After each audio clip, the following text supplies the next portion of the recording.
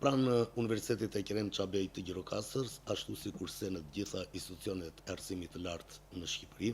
ka përfunduar aktualisht raundi i parë i regjistrimeve. Duhet theksoj që në fillim se pranë këtij universiteti, numri e aplikantëve për këtë raund ishte 1858 studentë, që janë rreth 400 aplikime më shumë krahasim me vitin e kaluar. Rritja e aplikantëve ka qenë e dukshme në të treja fakultetet, por më e fortë kjo rritje ka qenë në fakultetin ekonomik, ku kishte 240 aplikime më shumë nga viti i kaluar. Natyrisht, pas përfundimit të raundit të parë të regjistrimeve, i cili ishte në 7 fazat në 48 orëshve, aktualisht janë regjistruar rreth 250 studentë. Programet cilat kanë pasur më shumë fluks regjistrimesh kanë qenë degët e ekonomikut, kanë qenë infermeria e përgjithshme, si dhe programet 2 vjeçare. Natyrisht, tashmë sikurse dihet dhe trendi, më pak të aplikuara kanë qenë degët e mësuesisë, që vjen si rezultat i një ngërçi që ndodh jo vetëm për Universitetin e Kerem Çabej të Gjirokastërës, por në të gjitha universitetet publike, ku numri i studentëve në mësuesi ka qenë duke ulur. Këtu kanë ndikuar një sër faktorësh negativ, por unë nëpërmjet televizionit tuaj do të gjej rastin të bëj thirrje maturantëve se degët e mësuesisë tashëm janë kthyer degë të privilegjuara si dikushme, kjo për shkak të disa politikave qeveritare që nxisin maturantët për të regjistruar në këtë degë. Kjo edhe për faktin se një pjesë duke quajtur dhe degë me prioritet kombëtar,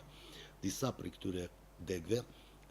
studentët që do aplikojnë këto degë do të marrin një bonus ose një pagë për rreth 40.000 lekë shtreja, gjë që është një ardhurje konsiderueshme për familjet shqiptare, jo më për një student.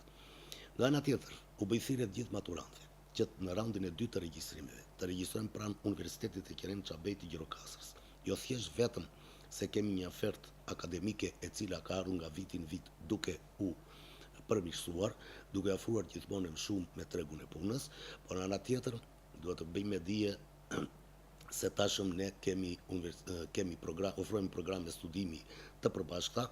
Tashëm kemi aktive 2 programe në Fakultetin Ekonomik, një me Universitetin e Molisës dhe tjetrin me Universitetin e Salentos. Ndërkohë që për këtë vit akademik ne presim të kemi një program të ri studimit të përbashkët në fushën e infermerisë me një universitet të Piemontes në Itali, ndërkohë që po kalojnë gradualisht në ofrimin e programeve edhe në gjuhën angleze. Ndërkohë risia më e madhe për këtë vit akademik është hapja e programit të doktoraturës, një program doktorature e cila vjen në bashkëpunim me një universitet të Europës Perëndimore, konkretisht të Kozanit, dhe është një nga programet e studimit që është risi jo vetëm për Universitetin e Gjirokastërës, por gjitha universitetet rajonale të Shqipërisë. Është një program studimi i cili ka shumë kërkesa për të regjistruar në këtë program studimi. Pra, me aprovimin e hapjen e shkollës doktorature në universitetin tonë, tashëm në këtë universitet ofrojnë të gjitha ciklet e studimit, ashtu si kurse e thekson dhe ligji i arsimit të lartë. Cilat janë degët që rrezikojnë ekzistencën e tyre gjatë sezonit të ri akademik? Pavarësisht se ne kemi një numër jo të kënaqshëm të regjistrimeve të degët të mësuesisë, por aktualisht gjitha degët aktive që janë dhe